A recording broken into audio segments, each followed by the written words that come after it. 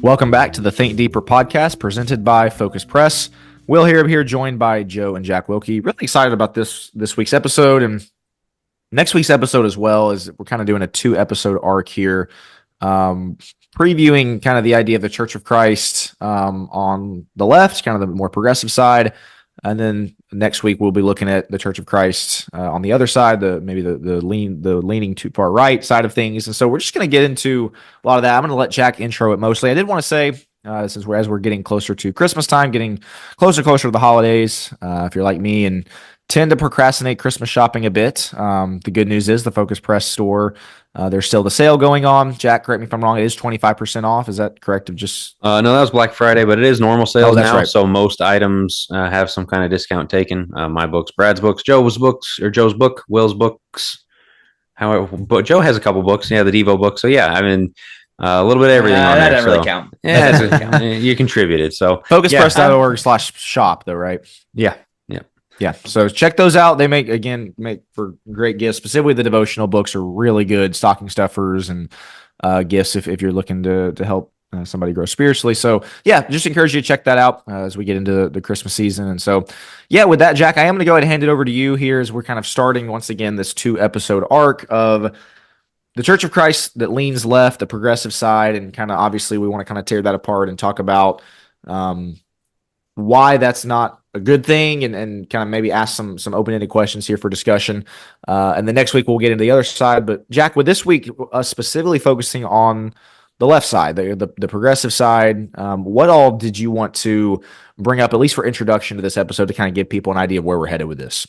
Yeah, I think most people have a sense of the spectrum that's out there. If you ever traveled and looked up the local Church of Christ and went there, and maybe you walked in and there was a piano on stage or a woman preaching, or you walked in and there was no kitchen in the building, or there was whatever it may, hellfire and brimstone pounding the pulpit over some, minor issue or whatever the case may be. Like, it could be anything. I think we're going to grant that there's a giant broad spectrum, and most of the churches probably fall in a 70 to 80% along the spectrum, and we'll call it left right just for ease of simplicity. People kind of know what that means, progressive versus old school, or what we'll talk about next week is that side of it. But there are kind of extreme ends, and I mean like really extreme ends, like pro LGBT, and as I said, women in ministry, and the look exactly like a community church with a rock band on stage, things like that, and then all the way again to the other side.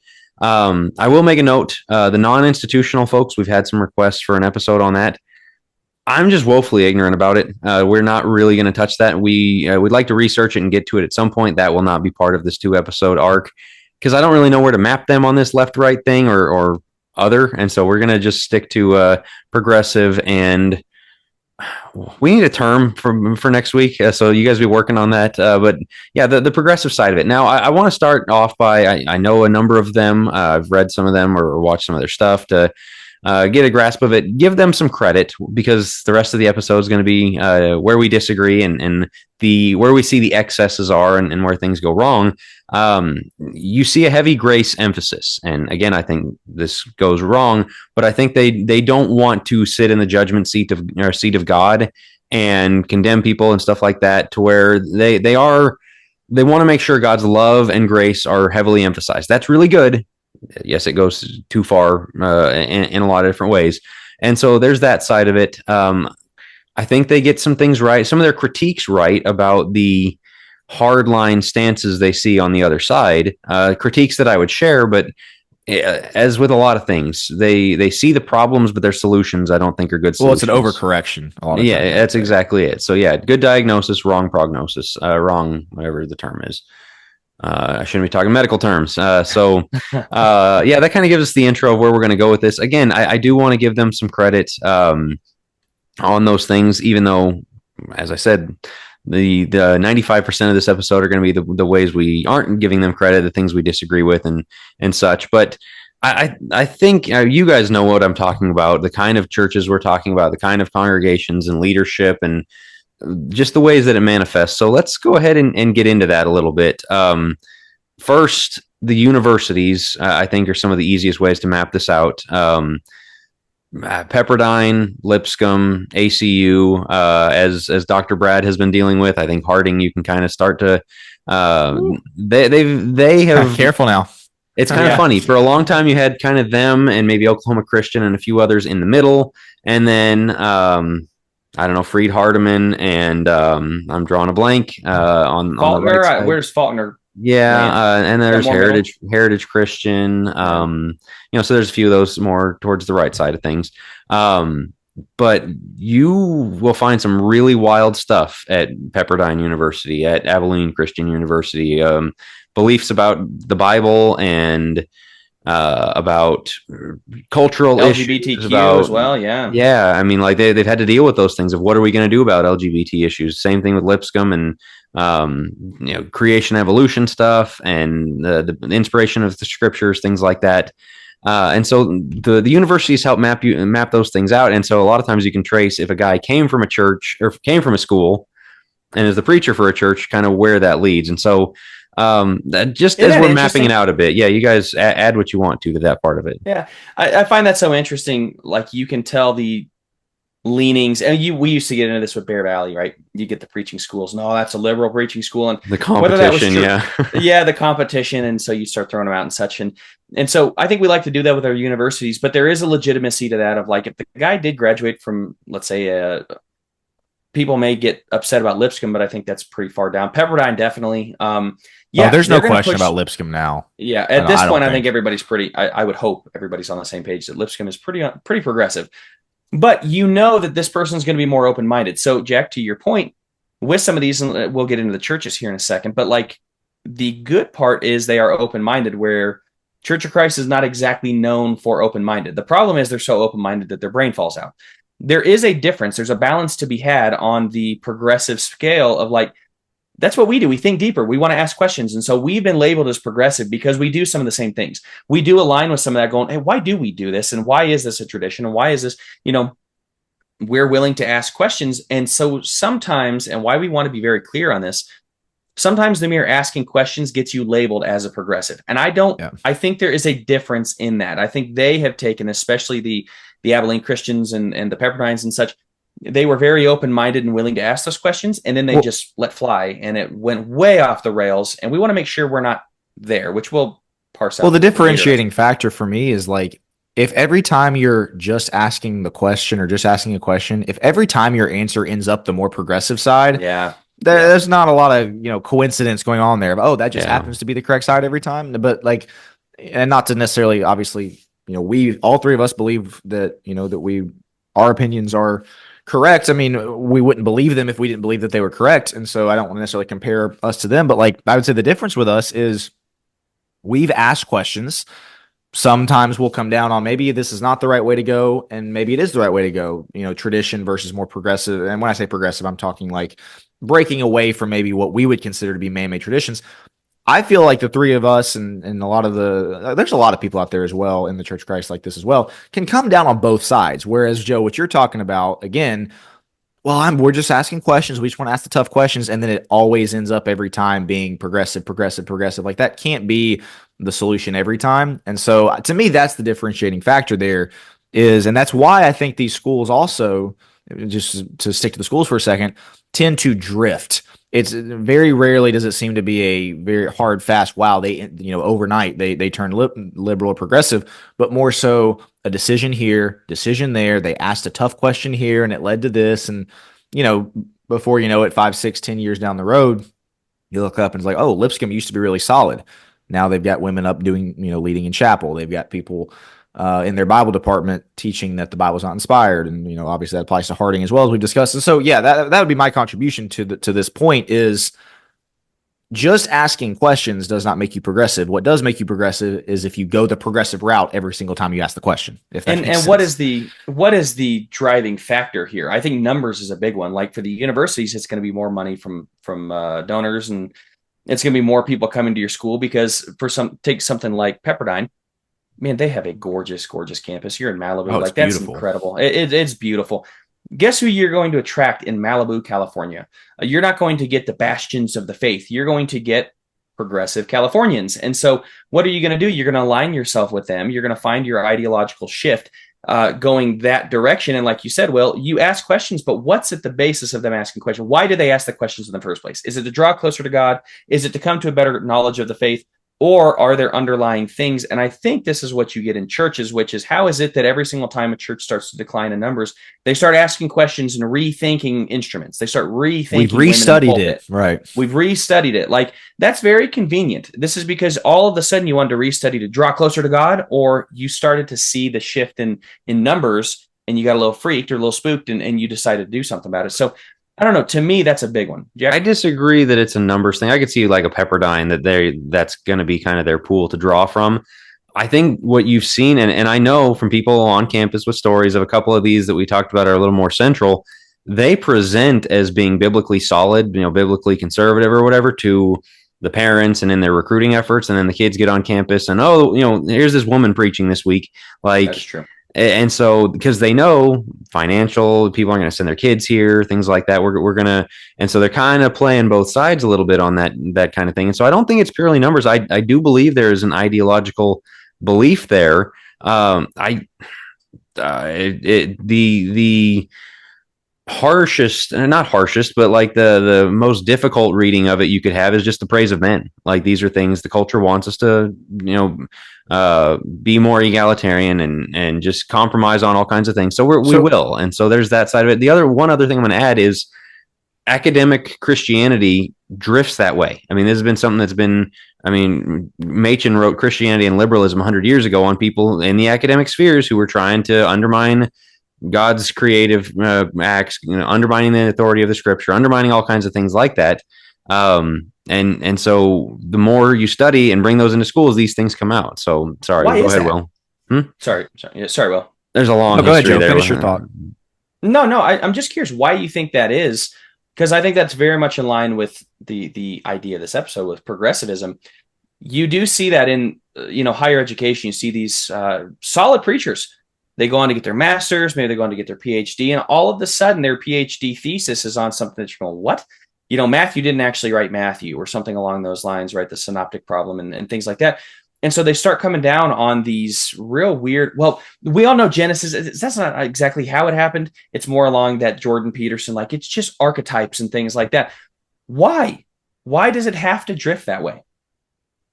Again, I think the simplest explanation is praise of men. Like, oh, you're not one of those people who believes God actually created the world by speaking it into existence, right? Like there's that almost, side of it. And yeah, go ahead, Will.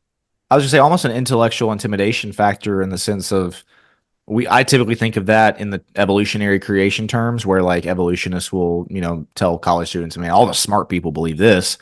So I could very much see that as well, Joe, to answer your question of, hey, once you get to this level of book knowledge and academic smarts and all this, the real smart biblical theologians actually believe this stuff, and almost in an odd groupthink type of environment. And that might be pure conjecture there, but it is interesting, Joe, like you bring up, that it just happens to be all the people that kind of continue up the theology academic ladder, so to speak, end up going that route. And so I don't know if there is a groupthink element, once again kind of biblical intellectual intimidation aspect. But one of the things, did you have a theory on that, Joe? Go for it. I do, but no, go for it. You're good. No, go ahead. Give your theory, and then I'll ask my question.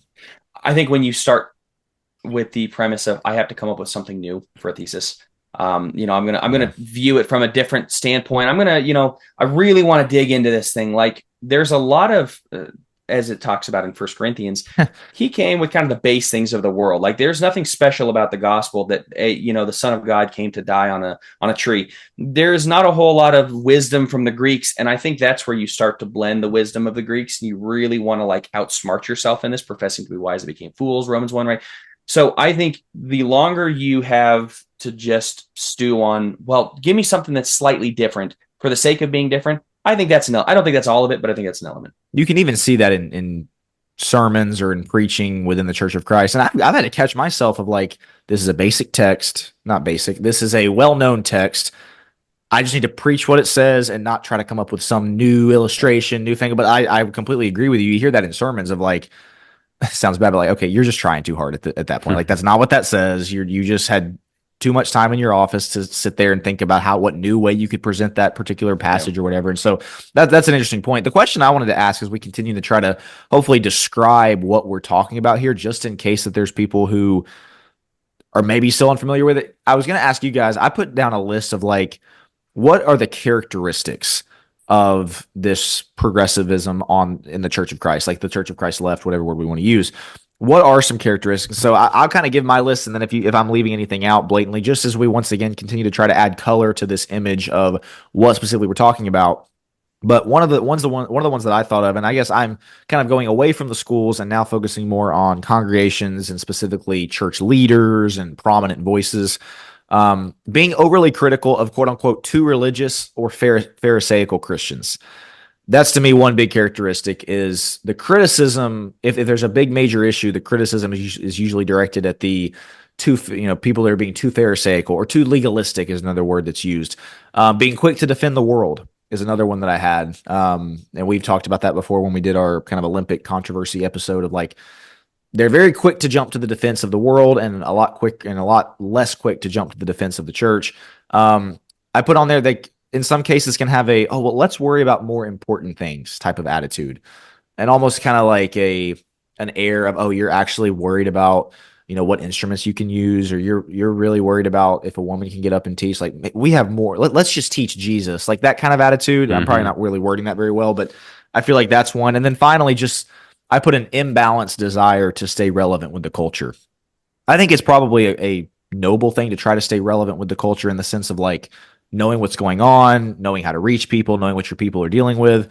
But I think a lot of it can get very imbalanced in the sense of like, you're not trying to stay relevant to try to appeal to them or to have the culture think you're cool or that you're acceptable and that kind of thing. So those were just some of the things that I put down. I didn't know putting you on the spot here, but if you guys have anything to add as far as what are some of the common characteristics of whether it be church leadership, again, prominent voices within the Church of Christ that lean this direction, things that you would add to that characteristic list. You'll hear a heavy emphasis about people, and specifically the lost, in my opinion. I do think that that's one of those, I have no problem thinking about people, reaching out to people, thinking about the lost. But you see this in churches where it's like, you know what, we decided we were just not even going to worship on Sunday morning. We were just going to go serve the community. We're going to go out there and we just thought because it's about the people, right? Correct. It's about the people. We are going to offer communion to those out on the street and kind of bring them in the way Jesus might. The He Gets Us commercials, right? So there's a heavy emphasis on people, not as much on doctrine, because doctrine can drive people away. Religion is, wow, that people don't resonate as much with religion. Well, but the ones that Jesus criticized the most was religious people. You hear that all the time, of course. Yeah, exactly. He didn't like religion. Jesus was about relationships. Well, that's not true at all. They were just practicing a man-made religion that they added to the text that he was obviously coming up against with the Pharisees. But you do see that quite a bit where they do want to make it more relational based. And once again, there's not necessarily a problem with it. This is why you'll see in the progressive churches, they do more for homeless population. They do more for those in the community with coat drives or clothing drives and food drives and things like that. They do more for people than just about anybody, which is incredible. Meanwhile, the doctrinal shift is taking place in the church where they start to make it more about people. And when you think about people all the time, the people actually would like to see XYZ. The people would like to not have you preach on some of the real tough things. The marriage, divorce, and remarriage, we don't really want to preach on those things because we're about people, we're about relationships. That'll break relationships. So relationships, there's a lot of them, but they're shallow. It's kind of like having something a mile wide and an inch deep. That's kind of the relationships, is they bring in a ton of people, but how deep are the relationships when you can't challenge them and when it's not grounded on strong doctrine? Does that make sense? That's one I'd add. Jack, yeah, you add? Yeah, it does. Yeah, I mean, it's really funny that the progressive wing of the Churches of Christ look pretty well, map pretty closely to the progressive stuff you see in denominations, community churches, whatever it may be. Whereas the right wing of the Churches of Christ is almost like its own unique animal, like it's own way of reading the Bible and all that. Whereas this is just that general drift, all the things you guys talked about. And it might be a church where they don't dress up because it makes the lost feel uncomfortable, and we want to make sure everyone feels comfortable when they come in. Yeah, like that's something you see a lot of, and so things like that. And it's funny, everything we listed, and just go back and listen to our critical theory episode on how to know when a church is captured, because you can see like it's always the elevation of the marginalized, and it's always the making sure that everybody's comfortable, that everybody knows that they're welcome, and things like that. And yeah, everyone is welcome, but there's also requirements, and there's there's doctrine, there's things that have to be upheld, and standards that God has, and it's a constant lowering of the bar to reach more and more and more people. And so in that sense, what Joe was talking about, a numbers game, but I don't think it's a numbers game. I, again, give him credit for the compassion for people kind of thing. Sure. But well, at what point does that, go ahead. I don't mean to cut you off, but I think this is where you're going. At what point does that shift? That's what I'm curious about. Compassion is fantastic. And I think if I was to, we'll talk about this next week, if I was to really have a problem with the right side of the church, it's that there is like zero compassion, cut you off the knees if you ever sneeze wrong. Whereas this is compassion, that's fantastic and that's great. Where's the line though, where it's compassion to the point of fault, where now it's too much? I'm curious, because as we're talking, we talked about the universities. In the churches, I don't know that I'd call out any specific churches, because the Saddlebacks and things like that, like everybody's going to know Rick Warren and such. In the denominational world, they're easier to spot. Obviously the Joel Osteen's very progressive.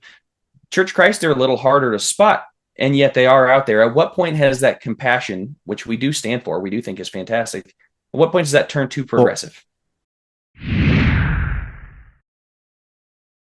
Hey guys, I wanted to tell you about our new sponsor, The Quarterly. Starting its 9th year, The Quarterly is, according to several readers, the best magazine in the Brotherhood. Featuring a wide range of writers, The Quarterly is a fantastic mix of encouragement, edification, education, and enjoyment. The latest issue features both sides of the eating in the church building debate, a detailed look at the events while Jesus was in the womb, the work of the Holy Spirit in the life of a Christian, a formerly classified FBI article examining how Moses and Joshua used spies, and what principles can be gleaned from it, and that's just barely scraping the surface. Digital subscriptions are free, and the print subscription costs less than a family trip to McDonald's. To subscribe or download previous issues, just go to cobbpublishing.com/quarterly and look for the Focus Press ad in the latest issue. I'm not necessarily using the alliteration here on purpose, but I think when compromise takes place is when the compassion has gone too far. When you are compromising either obviously doctrine that I would say goes without saying, compromising there, but even just compromising, well, we were really compassionate to this family, and they're here once every 2 weeks, and we're just really grateful that they're here, and like not really calling anybody to a higher standard, not saying, hey, we're really grateful that you're here for 2 weeks. What are you doing the other 2 weeks? Why are you not here every week? Like, I almost always, if the compassion is going to go that far to where there's compromise taking place in standards, compromise taking place in how a church functions amongst the members, church discipline, like I don't know if that's answering your question, Joe, but to me, that's what you really have to watch out for is your leadership compromising on things? Are they kind of letting stuff slide just for the sake of, well, because you look at Jesus in the New Testament, Jesus was very compassionate. Jesus didn't compromise though. Jesus was very compassionate towards the woman caught in adultery that everybody always wants to jump to. And he told her, go and sin no more. He didn't compromise, but he was still compassionate. So I do think you can do both. The problem is, once again, the line generally gets crossed, in my opinion. Jack, what are your thoughts? Well, yeah, with that, I mean, all we're talking about here and next week we'll be talking about is balancing truth and love. And the problem is the other side we're going to talk about where they really hammer truth, but they don't really, I would disagree with how they get to truth sometimes, like some of the truths they hold. With this one, they hammer love. I disagree with the way they apply love. I think some of the ways, there are things like they found this out, whether they talk about like in the national parks, those signs, don't feed the bears, don't feed, whatever animals. And certain animals, you will make them dependent on you. They won't be able to get their own food and they'll starve to death when the tourists aren't there. So don't do that. And there's a term for it of like compassion that's not harmful compassion, whatever there's an anthropological, sociological term for that, of trying to help people in ways that end up ultimately actually hurting them because you don't have truth on your side. And so what Will had talked about earlier, really downplaying, I don't think Jesus would care about ... It's just about loving people. It's just about, really embracing one another and things like that. Like I had somebody comment this to me the other day on my site about like, Well, all the Bible tells us is to love, the only thing that matters. You don't even need the rest of the New Testament. Is just love one another. So, all right, Huh. you're going to have a hard time defining love one another without the rest of the New Testament. Like I remember the reason I thought of that, Jack, is you had posted a question. Oh, it was about, this was back 2 years ago when we were doing the Think Deeper episode on like, should Christians celebrate Christmas, religious holidays? You asked something along the lines of, what are your thoughts on this? Should you do it? Should you not? And somebody commented, I'm just worried about preaching Jesus or something like that, in just the most kind of above it all arrogant way that they could. And that's kind of what I'm talking about there. Exactly. Like, that doesn't mean we don't get into the details on this. Right.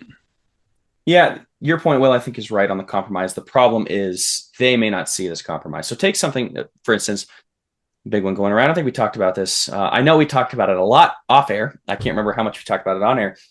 Lord's Supper is for everybody. Communion, we should just open communion for everybody.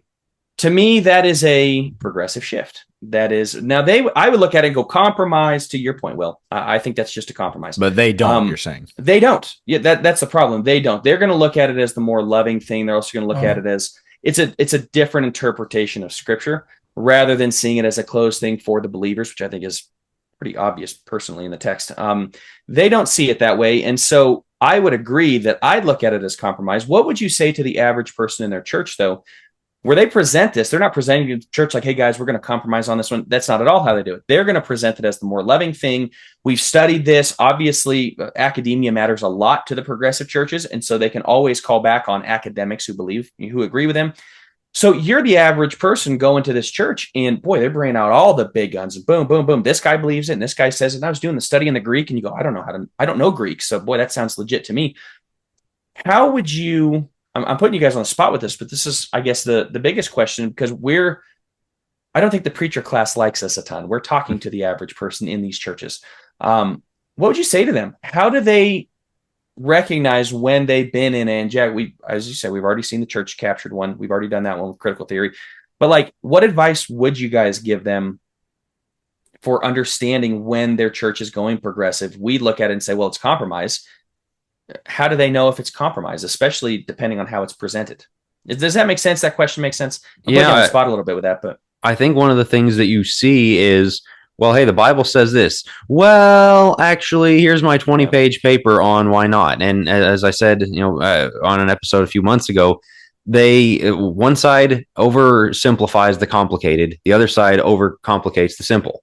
And these are simple things that the same thing with women's roles, right? Of, well, I know it says women keep silent in the church, or keep silent in the churches, and she's not to teach or have authority over a man, but if you consider the cultural context, let me perform some mental gymnastics to get to my conclusion. And let me give you 30 minutes of lecture on why that 3-second verse doesn't mean what it says it means. Like, no, that's okay. I'm going to go with Paul on this one. It's okay.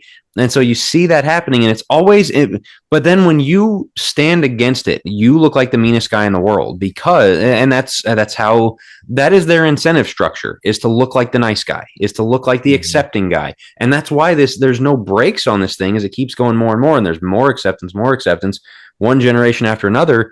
And it's really interesting. Rubel Shelley, a guy who's one of the big names in all this, Lipscomb Roots and all that, has come out. There was discussion recently on the LGBT stuff, and he was drawing the line. He's egalitarian, women preachers, all this stuff, like gender stuff he's been horrible on, and he's come out now to basically, with all of the fruit of his labor of all these years has turned into this, and he's like, well, hold on, pump the brakes on this. We gotta, not that far. Like, that's just the natural result of what you don't created. Get that option. Right. Like, your ideology was just love people and let's get this stuff out. Why are we arguing over this? Like Will brought up earlier, and stop drawing lines. Now I got to draw a line. Like, and hang on, you can't play both sides of that fence. And so it's very interesting to see the chickens come home to roost on this kind of thing of, look what you did. Like, you insisted it was mean to pull out the Bible and say, where's the line? And then it went too far for your personal feelings. And now you want to do that to other, like, no, you don't get to do that. When you said the mean, you got to be willing to put up with the fact they're going to see you as mean. The other one that comes to mind on that is they will view you as ignorant. You're the redneck who can't just accept what what the Greek says, It's right? trust And the we're Greek experts scholars. all over again, man. Exactly. That's what it goes back to. That's exactly what was going through my mind is trust the experts, trust the academics here. And so the other one that is you talked about in the church, beware of the, well, is that what it says type of thing, which sounds very much like Satan in the garden. Is that really what God said? Did God really say that? Right. Yeah. Did God really say it? But the other thing is, in my opinion, and I don't know how you guys feel about this one. I think a church who relies too much on the original languages, I struggle with that one. Ooh, that's a hot take. I struggle with that one. I'm not a Greek scholar. I'm not a Hebrew scholar. I've taken 6 semesters of Greek at this point, and I barely remember any of them, or barely remember any of it. I am not a scholar in the least. I know enough to be dangerous, as they say.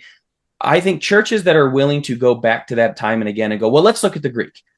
You see something like, well, I don't know, elders with believing children, and we go, well, okay, actually, the Greek says. And so we try to twist her one woman man, right? That's what the Greek says. It's a one woman man situation. It's not actually a guy who's married to a wife. It's just a guy who doesn't flirt. And we can see that from the Greek. Like, can we trust our English Bible? Can we look at it and come from that? But the more that they're going to rely on the Greek, especially as it twists what I'm reading in the English text, I'm very wary of that. Very wary of that. Here's what's interesting to me about that, though. I see something very similar, save it for next week, on the other side. That is true. Of over reliance on the second passive tense and this, that, and the other thing that nobody really understands except somebody who took 4 semesters of Greek, and that's trust me, that didn't help. That doesn't help. But you know what I mean. So Greek, I do think you're right, Joe. That I think on the progressive side, maybe that's something that is it's on both sides dangerous, but I see it on both. Yeah. It's an appeal to authority. It goes back to Jack's thing, and it's appeal to a higher authority where the average person goes, oh, guys, I can't even understand that. So it should be 3D to a 2D picture. It doesn't change the picture. It just gives a little depth to it. And unfortunately, I think you see in progressive churches, it takes a 2D picture, and instead of turning it 3D, it changes the picture completely. And they go, well, hold on a second. That's not what I'm reading, but well, I guess they're right. I mean, this guy, he's got his PhD in Greek, and so he knows what it's at. So basically, you come away with a lot of people who go, I can't know the Bible as well as that person, so I'll just trust the experts. I have a real problem with the trust the experts. I do think it can be seen and understood from everybody. Yeah, the person who knows Greek and Hebrew will get a little extra tidbits along the way, no doubt. But Jack, I see you smiling over there, so I'm curious your thoughts. I'm worried about it. So there's an old preacher line about the original languages should be like your underwear. It's good to have them there for support, but you don't need to show them off all the time. Yeah, I've heard that one. And it's a good way of putting it. Like you can get something out of it. But yeah, the other thing is the counter would be, and we got other stuff we need to get into here about the hermeneutics and things like that. But somebody's going to listen to this and be like, man, you guys are just anti-intellectual. You just dumb down, read what it says what it means, like that. That's good enough for me. Joe and I obviously both went through preaching school, got some level of education. And so we're not totally anti-intellectual, but that's going to be the charge on this of, wow, so you're against using Greek, you're against using Hebrew, you're against the schools, and you've critiqued the academics and things like that. So what would you say to that, to say maybe these people just know the Bible better than you, and that's why you're not one of them, and you've got all these problems with them? I can go first, Joe, if you want. Yeah, no, go for it. I guess my response would be to understand the Bible to its fullest. Did God expect every Christian to go through preaching school? Is that an expectation? Like, if that's the line of reasoning, then it would stand to reason that, to truly have the best, most closest to God, complete understanding of the Bible, you got to go through preaching school for. And where I think, and this is coming from somebody who did not go to preaching school or anything like that, I like the word support that you use in that analogy, Jack, is I feel like that's what the languages are the most useful for. And also the higher levels of education of when it comes to the historical, the Restoration, church fathers, that kind of thing. Like, I think that stuff is really valuable as support, not as a fundamental way to understand the Bible that is different than if you just picked it up and read it in a park. You know what I mean? And so that's to me what I feel like is the biggest difference there is, yeah, you can get a lot of support. You can gain a lot of maybe factual information, contextual things that maybe you would not get if you didn't have the higher levels of education. But if I take somebody who's never read the Bible before and give them the book of John or give them the book of Romans, and sit down with them in a park outside and we read it together, I feel like I feel like that is something that the Bible has been given to us as a way to where we do not have to have the PhD to understand what it's saying. Are there maybe some things that require a little bit deeper study? Of course. It's not like you're just going to know everything just by a simple reading of it. But I don't know if that answers your question, but that's kind of my thoughts on it. Joe, what would you have to add to that? Yeah, I'm not critiquing people going and getting their PhDs. As much as it may sound like that's the case, I'm not critiquing those that know the Greek. We had Dr. Danny Petrillo on the podcast. I am a big fan of a lot of what he does. I think he is a fantastic guy and a fantastic Bible student, Bible scholar. He knows 1,000 times what I will know. I love to learn at his feet. Going through Bear Valley was a true Dan Owen. Dr. Dan Owen was another one. They're true treasures. And there's a lot of guys out there that are like that. I'm not against that. I think there's a time and place for those guys. Two things. First off, this podcast is not for those guys. If they want to listen, that's fantastic. We're talking to the average person who doesn't know that and trying to let everybody know it's okay that you don't have the PhD. So that's the first point. The second point is we're specifically critiquing the doctrinal shift that almost, it's not always because those guys haven't shifted, but almost always comes specifically with modern academia. There's always that shift, or almost always that shift that is, well, all of a sudden they've rethought some things. That's what we're critiquing. And so if it takes a PhD for me to turn progressive, no thanks. I do have a problem with that. That's what I would say to those things. I'm not against people knowing it. I'm against those being used to combat or to basically Weaponize outsmart. honestly. Yes, there's the term, to weaponize against the average Christian who's just trying to do their best.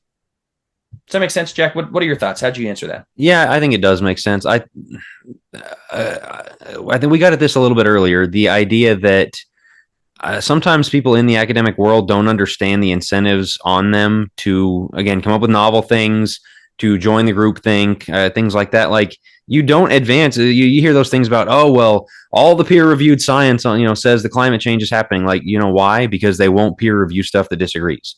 Like, it's such an echo chamber. And I think there's missing that. And so, like, you have to realize the limitations and sometimes the backwards incentives of academia. But that doesn't mean that higher learning is a bad thing. But as you said, you are looking at the fruit of it. And if it's somebody that's coming along going, actually, hey, guess what? 2,000 years of Christianity, we actually just figured out, me and my buddies over at the university, like, okay, hang on. The other thing is, that clip from Good Will Hunting. I'm not going to recommend the movie because of all the language. But there's the part where he's, kind of going back and forth with the smart aleck guy and whatever it may be, and the guy's quoting all kinds of political theory at him, and he just starts quoting word for word the guy's argument for him. Like, yeah, I read that same book that you did too. You see a guy go into one of these universities and come out and, oh yeah, Genesis, it's a framework. Yeah, there's two creation stories in Genesis 1 and 2. Yeah, I mean, it wasn't meant to be literal. It was ancient Near Eastern myth. Yeah, I read that one. Like, wow, amazing. I can't believe you came out and now you, the smartest man in the world, is parroting what every other person that came out of that factory says. Like, you figured it out. Good for you, buddy. And so, and then they'll pat themselves on the back. I got this. I know we need this intellectualism in the church. Like, okay, pal. Like, I read that too, and I didn't persuade every one of us. Like, you didn't solve 2,000 years of Christian confusion here. And so that's my answer to that. Is kind of the predictability of it takes away from some of that. And again, the incentives of the academia. So let's go a different direction. The restoration heritage thing is something that we're going to deal with on both sides of this. Of what do you do with? We're not beholden to Campbell and Stone and all the other guys that were, the Raccoon John Smiths and going back to David Lipscomb and all the influences down the years of the churches of Christ. However, they play a part. And what I think is interesting this week and next is both sides claim to be the intellectual heirs of what those guys started. And this side of things says it's because the Restoration Movement began as a unity movement, and to be a unity movement means downplaying divisive issues. So are they right about that? You can read Alexander Campbell and realize we disagree with him probably more today than people realize. Yes, he is our the father of this movement, Campbellites and things like that, he was willing to downplay certain doctrinal things that I don't think we would be willing to, so as to be unified with other people. That is interesting when you start looking at that. That's why I don't think we can just follow. Obviously, we're not just following one man other than Jesus, but they could easily make the case from that statement. Yeah, we are the ones that are following in the footsteps of that unity. We're going to downplay some of the doctrine. And honestly, he does make some good points. He does make points that we ourselves are struggling with today, especially concerning, we'll get into the hermeneutic, but especially concerning the hermeneutics of like, we can parse out so much where there's zero unity, and that is a big issue. So yeah, as much as it's driving back to the Bible, and that's what the other side we'll talk about next week is going to say, back to the Bible, back to the Bible, back to the Bible. True, but in his back to the Bible, he made a lot of room for being unified about things that we have massively split over. Yeah, Joe, I mean, great thoughts there. I really don't have a ton to add. I think if you, and this is where I am going to, Joe, you just talk about back to the Bible. An honest reading of the New Testament tells you that that's not the case. As far as maybe we'll bend a little bit here on doctrine for the sake of unity, or maybe we'll again, to use the word compromise here. Jesus doesn't do that. Paul doesn't do that. Now, what's interesting, where we'll once again kind of preview next week a little bit, there are things that we are allowed to compromise on and kind of bend over, bend a little bit, and that is the opinion issues, the things that are not necessarily doctrinally primary importance. But this is where the disagreement will come in with those who are on the progressive side versus us, who would obviously argue that we're not on the progressive side, which is they might look at something like women's roles, or they might look at something like, I don't know, instruments, or, kind of the basic ones that we always talk about, and view that as an opinion issue. And so, Jack, this is where I'm going to turn the question back to you and ask you essentially a question that we've kind of batted around here before. And that is, how do you draw the line? Because you say, well, is this something that the Church of Christ should kind of scale back the emphasizing doctrine? And my answer to that is no. But the difference with people is going to be, well, what's doctrine? What is it specifically that we're allowed to compromise over versus what we're not allowed to compromise over? Obviously, the three of us would stand firmly on, you can't compromise on women being in the pulpit. That's just not an option. You can't compromise on having instruments in your worship. You can't compromise on, what's the proper way to salvation and things like that. But that's where the difference of opinion comes in. So I'm going to throw in a question back at you, I guess, but what thoughts would you have for that? Yeah, so the catchphrase that gets thrown around that goes all the way back to the beginning with these guys is we're not the only Christians, but we're Christians only, and just kind of a broad, we're not going to hyphenate it, we're not going to add on, we're just Christians, and we're okay with all stripes of Christians, Presbyterian, Baptist, whatever you are, with a few certain stipulations, that we can all kind of find unity together. And Campbell really, Alexander Campbell especially, wrote against how the creeds of the different churches, them really laying out their doctrinal views, had split Christendom into a million pieces, that it wasn't meant to be that way. So if we can just get a few different things that we agree on, we can kind of have this broad unity. That's the problem, the few different things you can agree on. And so he tried to lay out, here's what it needs to be, what those few things are. And I had a Presbyterian guy actually send me R.L. Dabney, a Presbyterian minister from the 1800s, a critique he had done of Campbell's Christian system at the time. And so it's very interesting to see what people thought of Campbell at the time and this whole unity movement thing. And I mean, Dabney just ripped into him. It was, the whole thing was like, this is a joke. This, makes all these claims. And I think some of Dabney's points are good. Some of them weren't as good. But one of the things he pointed out is this was supposed to be a unity movement. And in the first 30 years, they're the most fractured movement in all of Christendom. And that's what we're talking about here today. Ouch. And so, like, of how it's gone in a very similar direction. You've got the purity spiral thing. And I think that, and Dabney's point is, this was baked in from the beginning. This was always going to happen. And so these progressive guys who are like, look, it's just a unity thing. It's a unity thing. They're parking themselves on, we're never going to go beyond a few doctrinal, like, have-tos. But their incentive is to just make that list shorter and shorter and shorter to where almost anything goes. And you can't do that. And so the incentive in the other direction is to keep making the list longer and longer, right. Which we'll talk about next week. But again, just even in their own day, people were looking at it going, this isn't a unity movement. And so for us to kind of historically read that back into it, and basically to say, let's just keep it at a minimum to keep everybody happy, keep everyone connected. It wasn't that way from the beginning. Hey guys, Jack Wilkie here.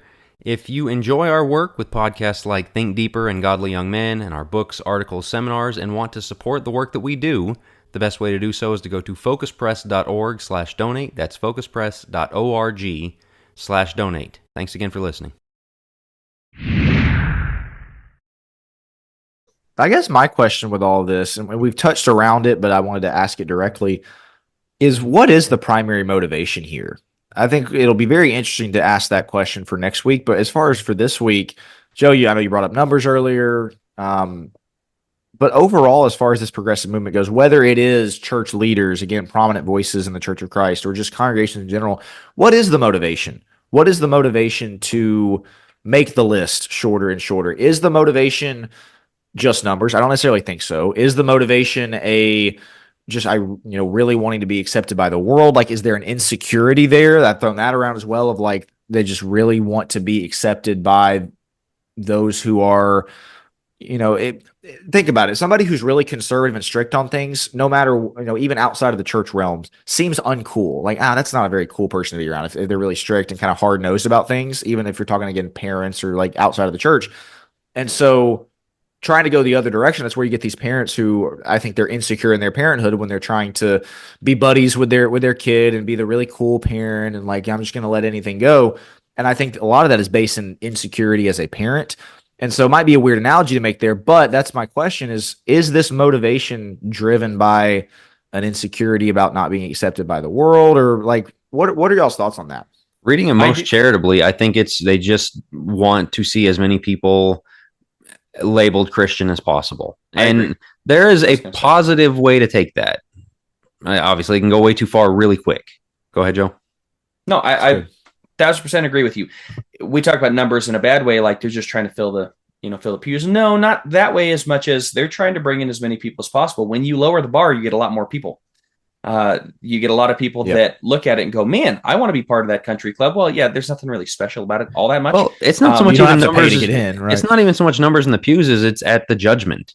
I want to look at it in such a way that the maximum amount of people are going to heaven, that I'm not writing anyone out of heaven that should be in heaven.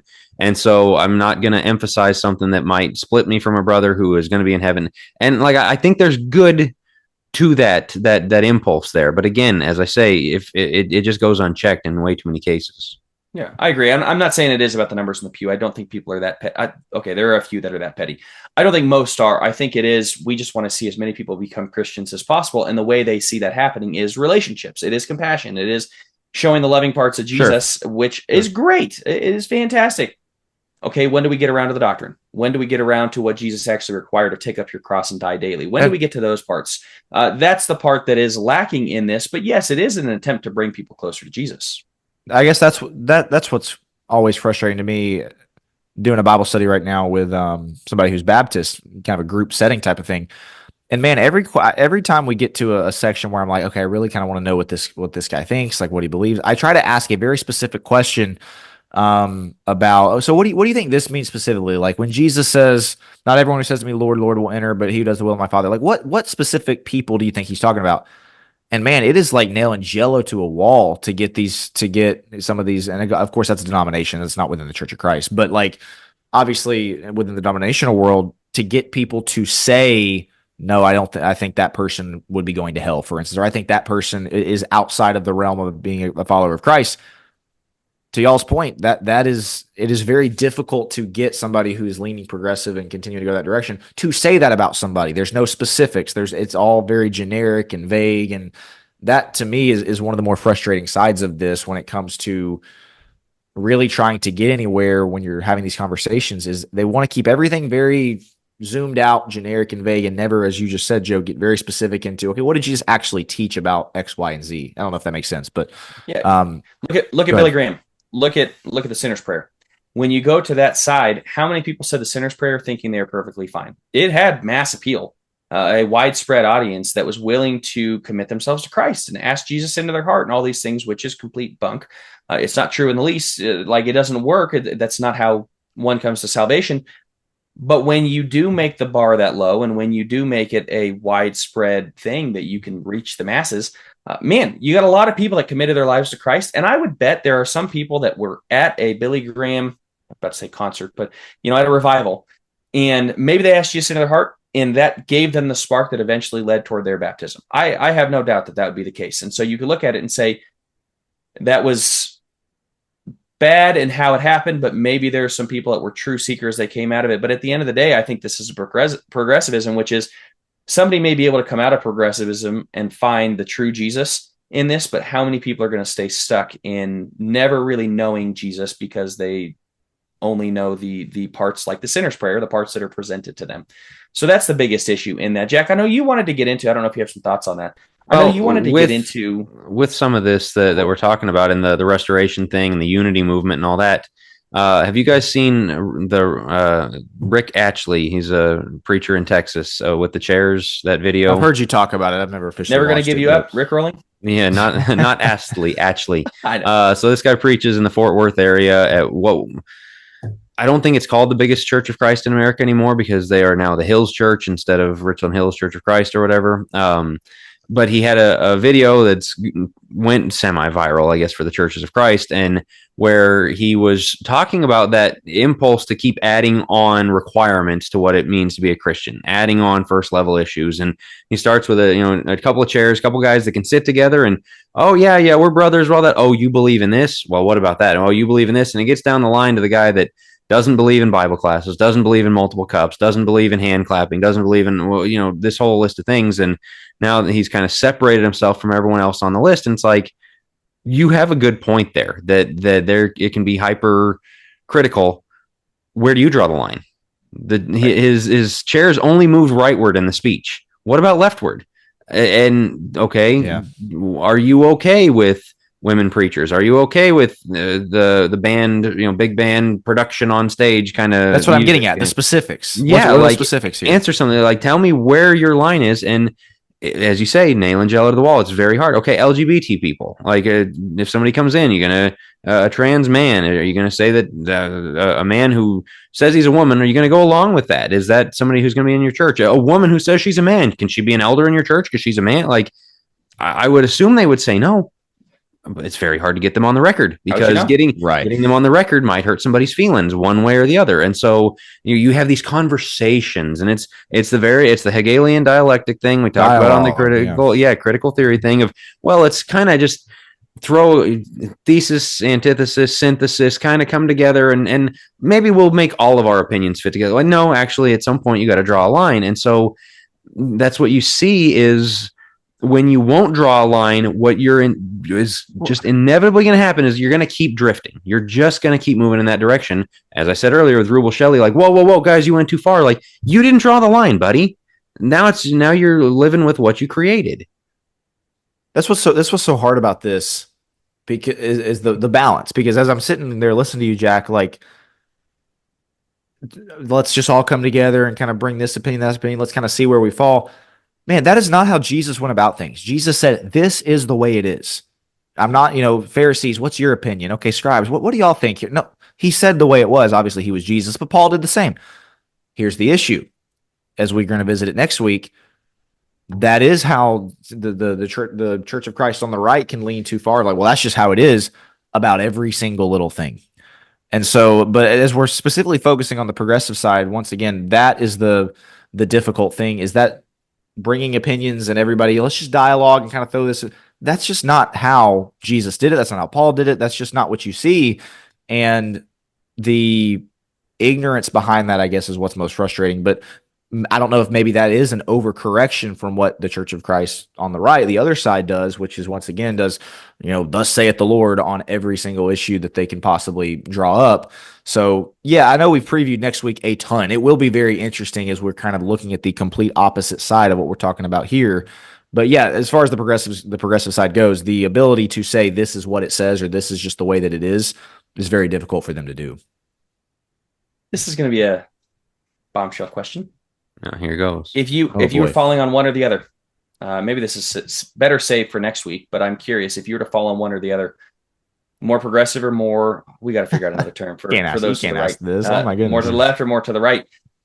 I do feel like, by and large, the reason why I'm asking in this episode, the heart in a lot of situations, in a lot of cases, especially for those that are going to these churches, I do think the heart is right for these people that do want to care for other people. They do want to, they want to show the love of Jesus. They want to exemplify. They want to go serve the homeless guy on the street. Like, the heart seems to be there. The mind isn't fully there on the doctrine. They don't grasp it. Now, the heart sometimes and the doctrine don't go together, because the moment you bring in doctrine, it's like, hey, we don't go for that. And therefore, okay, maybe the heart isn't right. So I don't know. I don't want to judge that. There is the other side of it, which is, okay, maybe we have everything right. And I don't even agree with that. I don't think they do. But maybe we have everything right, but there's no heart for other people. I feel like the heart is a whole lot harder to manufacture than the brain, than the mind. So I'm not coming down on, I don't think it's good to be either side. We really do want to try to understand where the, where center is, I suppose, in this. But at the same time, as we're talking about it and thinking about it and exploring more on the progressive side of things, it is such a scary, slippery slope to the, again, being so open-minded, your brain falls out. At the same time, I see that there are really good-hearted Christians out there that do fall for this, do fall for a little bit of the academia, do fall for things like, but they're trying to get it right. And I really, really appreciate that. Maybe this is coming from the fact that the other side is, haven't had the best experience personally with the other side of things. So we'll get more into that. And I know we've said we'll get more into that next week, like 1,000 times this episode. So I apologize, but I am genuinely excited for that episode to parse out some of those things. At the same time, guys, I don't know where you fall on that, but man, I feel like the heart is a whole lot harder to manufacture than the mind. Yeah. Maybe that's not a fair way to phrase it, but that's kind of how it comes across to me on the, when he's talking about worship me in spirit and in truth.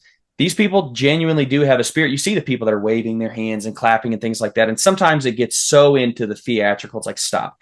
And then there's other times where people are genuinely just excited for Jesus. They're excited to worship. And then the other side is like, oh, like there's no excitement at all for what they're worshiping. And I look at it and go, man, these people I don't agree with necessarily how they're doing it, but I can see they genuinely have a heart that wants to worship God.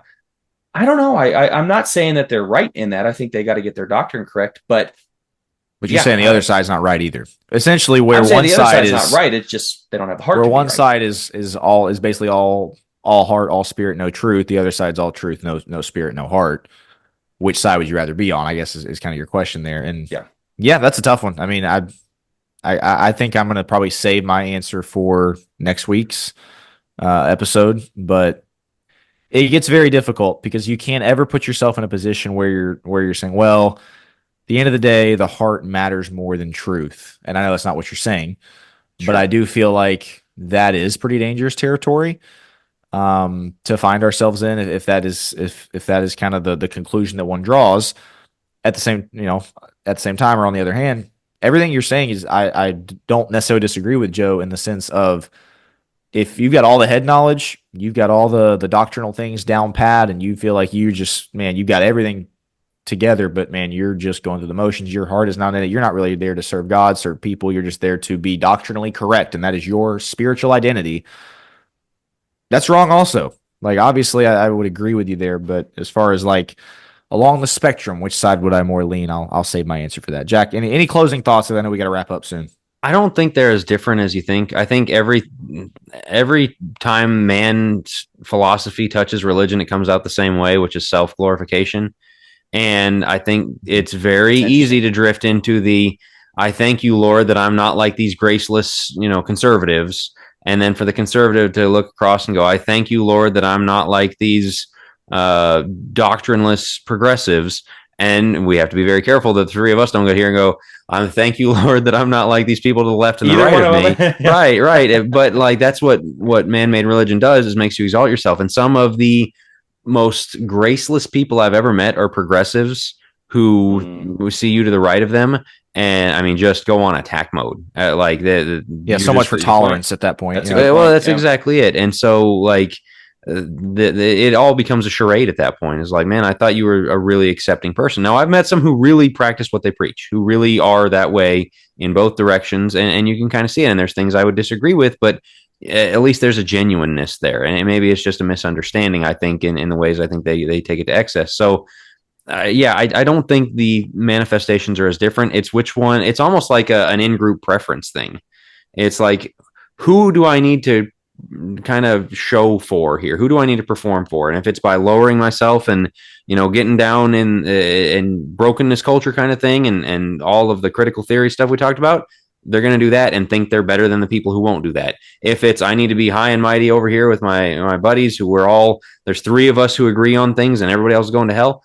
It's just your incentive structure and all those things. And so I didn't answer your question at all. I totally broke it down and turned it into it's a valuable, I put you on the spot, but it's also a valuable addition to 2 sides of the same coin in a roundabout way. Yeah. I think that's a very, very valuable addition. We'll finish there. I'll say this. We had it on here to talk about command, example, necessary inference, which is kind of the major sticking point here. And we just didn't have time to get to it, which that's good. We've left some material for next week's episode, because that features heavily on that side of things. Is the role of command, example, and necessary inference in reading the Bible and understanding it. The folks on this side would very much downplay it, and I've got material on. I was looking at as to the beliefs on that. The people on the other side, is live and die by it, and so we'll save that part of it for that. The deep end should be interesting. If you guys have questions, comments, if you're not a member of the deep end, focuspress.org/plus, check that out so you can join us and leave your comment and join in the discussion. Get the extra deep end episodes, the devotionals, our teaching series. The Romans one is about to start, and so just lots of content going up there every day. Anything else you guys have to add before we close this one up? All right. Hold on. I think we have it. Think fast. We're supposed to. Oh, my bad. I forgot to think fast. I'm glad you said that. That's okay. That is okay. Because I'm on it. So there you have. I'll make it fast. Just saw a few different articles, a couple different places, that the Bible is coming back and becoming one of the top selling books again. A lot of people are starting to buy Bibles. And one of the articles specifically pointed to people are seeing evil in the world. And there's a TikTok trend. Apparently just had a TikTok trend one. There's a TikTok trend of people going and buying their first Bible. I thought that was really interesting. And the question I was going to have, I thought, if there's one other book that they could buy, Christianity book that they could buy, what would it be? But that might be a little too spicy, because we might, it's difficult. We may come on different sides of what book that might be.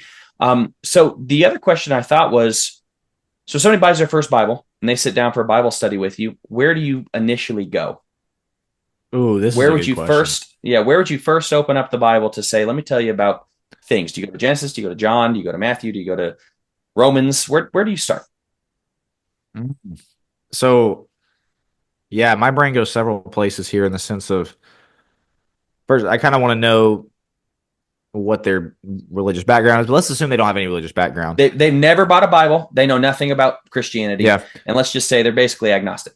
Call it recency bias, man, but I'm probably going to Romans. I guess a close second would be Ephesians. I think you can really get a lot of the gospel through Ephesians. It's a lot more bite-sized, so to speak, than Romans is. But I was thinking, you go to the Gospels and teach them about Jesus. Just hit John. I know John would be a really popular number 1 draft pick there. Take them to John and show them Jesus. But yeah, I don't know. What I guess recency bias was Jack's going to Leviticus. Joe's going to Revelation. Is where he's going. Yeah, there you go. No, I would say, now that I'm thinking about it, I'm actually probably going to say Ephesians instead of Romans. Romans, I feel like, is. If I have 2 hours with somebody to study the gospel with them, and that's my entire window, I'll probably go to Romans. I feel like you can cover all of it. You can cover a lot of it there. But if I'm like, hey, I really want to introduce you to the Bible, introduce you to the gospel, introduce you to what God has done for you, probably Ephesians is where I would go. Yeah, I like the Romans idea. I just taught on Romans the other day, the introductory to our course, our class on it, and you got to start off with the problem. You got to start off with the bad news. And Romans does that masterfully for the first few chapters, culminating in all of sin and fall short of the glory of God, before getting immediately to the good news. So I think that's a good call. You're teasing me about the Old Testament. I could go to the 10 Commandments, and everyone's got a problem with the 10 Commandments. I think that's a pretty good strategy I've seen used of really walk people through. You think you're a good person? Here's the 10 most basic things that God could give, and you fail most of them according to Jesus' standard of adultery, murder, things like that, in Matthew 5 as well. So you could pair that. Yeah, and then immediately go to gospel. So Romans, I think, is probably the best place to get you there and cover all your bases. What do you got, Joe? It's what's tough about that, just real quick, is like Romans 1 through 6. Sure, once you get to chapter 7, it's like, oh man, it gets a lot tougher. Let's just say the first 6 chapters. Yeah, it's the second course. Yeah, exactly. You'll get there after you've been baptized for 30 years. No, I was thinking if I had a long time to study, obviously I'd start in Genesis just to understand who God is. I think you could really do a good job in the first 3 chapters of Genesis of establishing who God is, why we're here, the relationship with God, the fall of man, the promise of Christ. I think you could get it a lot in just the first 3 chapters. Romans is where I was going to go. John would be my other one, which is really understanding Jesus from that. But John would only make sense if you understood the Old Testament, basically. Same with Matthew. Like a lot of the Gospels are building on that. So Mark actually might be a really good one to go to, which just kind of tells the facts of it. It's not building off of Old Testament as much. Obviously, it's in there. But yeah, Romans, I think, was probably the safe bet. If I had more time, I'd start at Genesis and immediately jump from Genesis probably to Mark and then go to Romans. And then Ephesians. So I don't know. I was just thinking about it. Nice. Yeah, That's a really good question. I like that question. Yeah. If you're for our deep thinkers, comment your vote on which one of those, or if you've got a different one, maybe start in, I don't know, Psalms. Jack's a big Psalm. I can't believe Jack didn't say Psalms. There you go. It's a big Psalms guy. That's not what that's for. That's not. I mean, like, yeah, you can teach the gospel from Psalms, but that, yeah, no, that's. I know, I'm just messing with you. Day one after they're Psalm baptized. 51, right. yeah, and tell you all about it. That's true. No, and the reason why I think this is important and why I love your guys' comments, this may be a coworker of yours. This may be somebody you run in, a circle you run in where they're just getting their first Bible. So be on the lookout, man. This is exciting that people are turning back toward God's word. They don't know anything about it, which is wild in our culture that there are people that just don't know, but they don't, and they're finding it. And be on the lookout for people like that are seeking. And yeah, just be thinking about where you might take them first. So what you might do if you have a little if you had 20 minutes with them on an airplane or something. So yeah, fellas, anything else that you'd add? All right, with that, we'll wrap up. This is part 1 of 2, so stay tuned, stick around for next week, and we will get to the other side of it. But thank you for listening. We'll talk to you again soon.